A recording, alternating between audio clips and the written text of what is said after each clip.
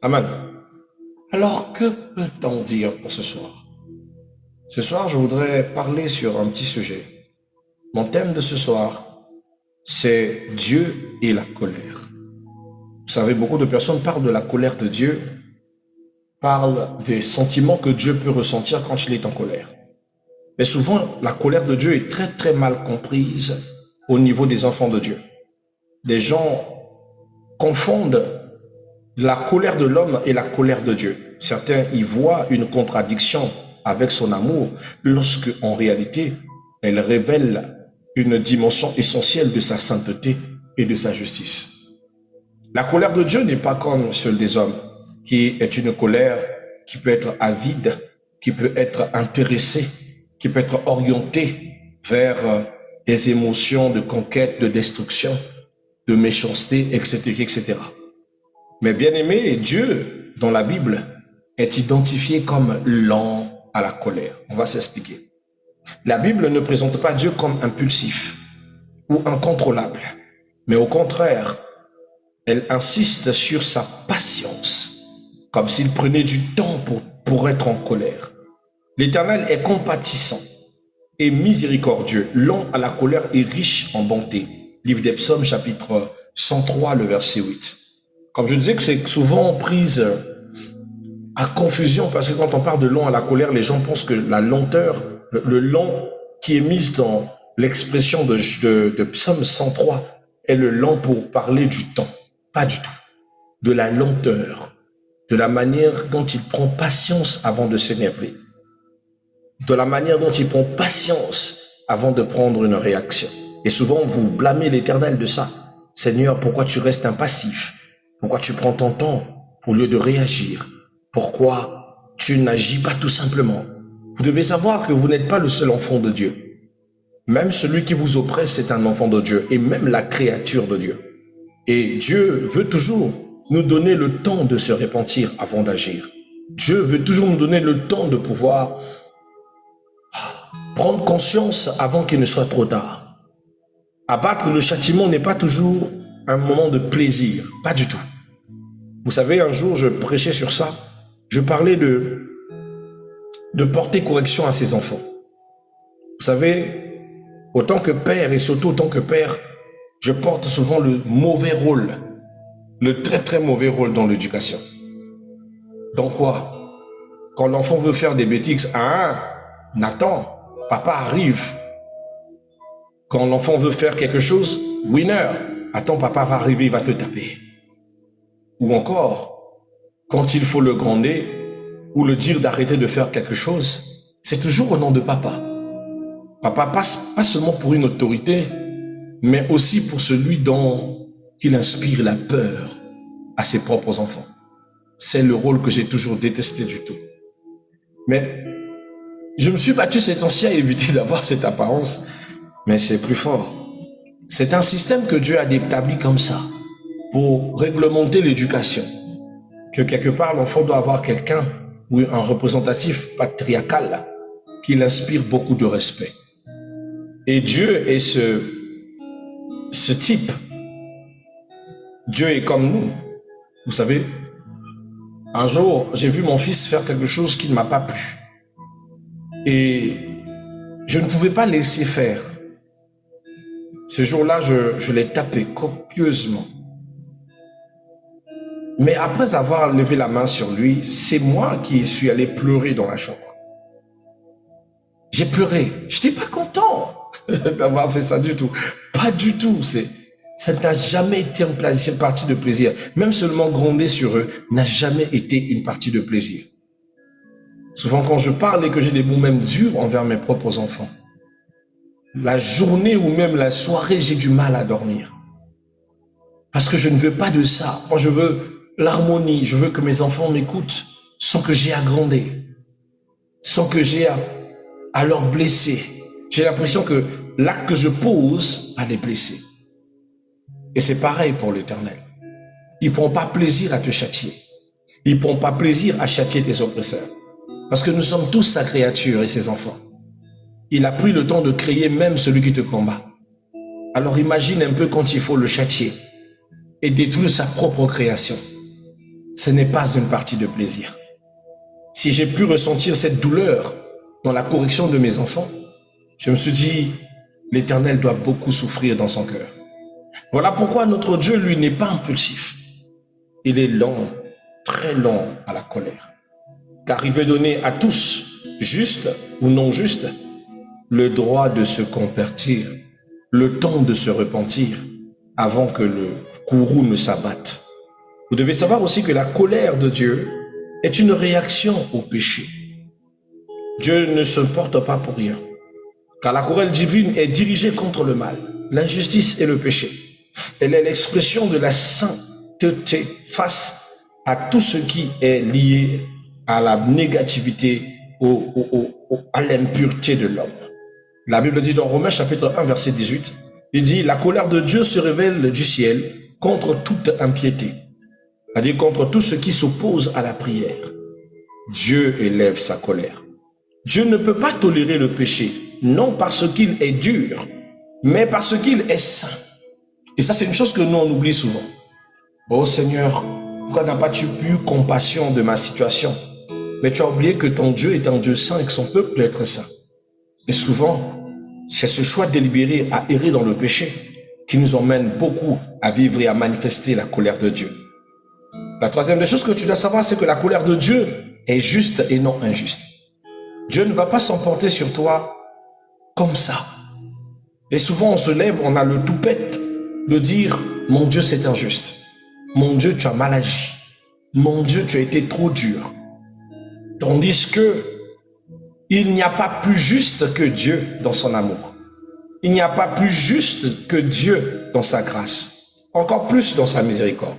Vous devez savoir que le Dieu de la parole est un Dieu juste, droit et altruiste. Ce Dieu nous aime et ne souhaite aucun malheur, ne souhaite aucune déchéance, ne souhaite aucune destruction. Dieu ne veut pas que tu sois détruit. Il ne veut pas que tu finisses mal, mais il veut que tu demeures au centre du témoignage. Mais ça n'empêche pas que lorsque tu te comportes mal ou que tu t'éloignes des principes et les valeurs, lorsque tu deviens méchant ou méchante, lorsque tu sombres dans l'orgueil, la frustration, vous saurez que la colère de Dieu descendra sur vous. La Bible dit dans le livre des Psaumes, chapitre 7, verset 12, il dit « Dieu est juste juge. Dieu s'irrite en tout temps.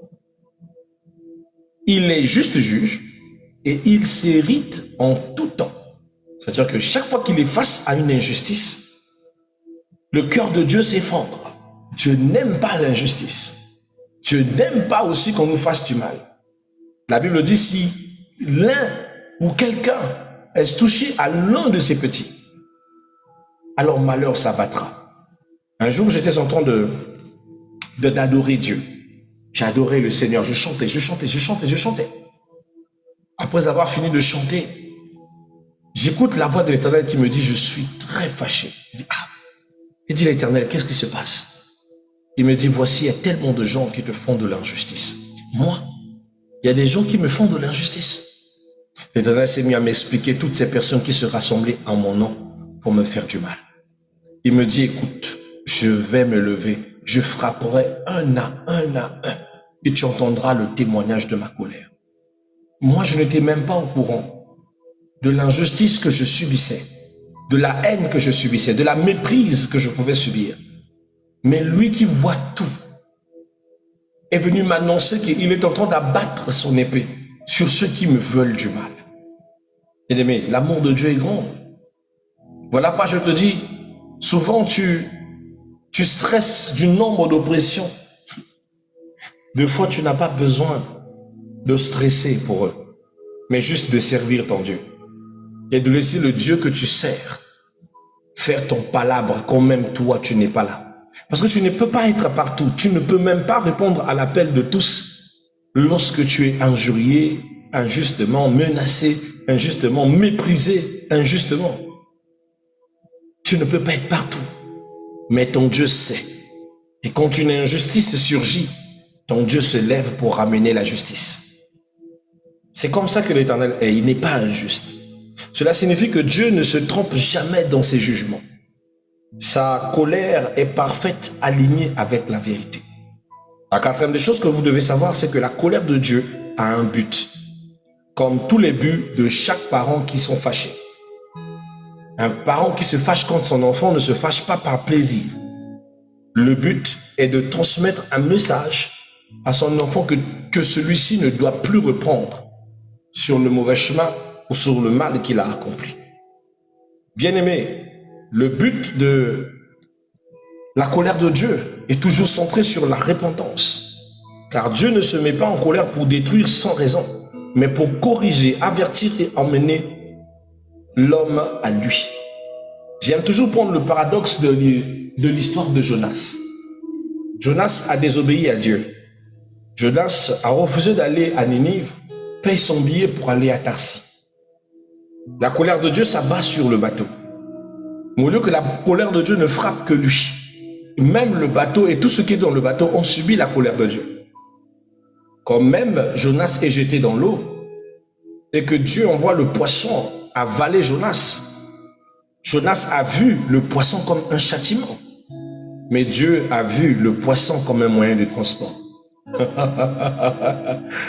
Et que même dans la colère de Dieu, la période que Jonas a passée dans le ventre du poisson, où il s'est repenti, a demandé pardon à Dieu, mais pendant ce temps, Dieu a occasionné cet instant où il est avalé par la baleine.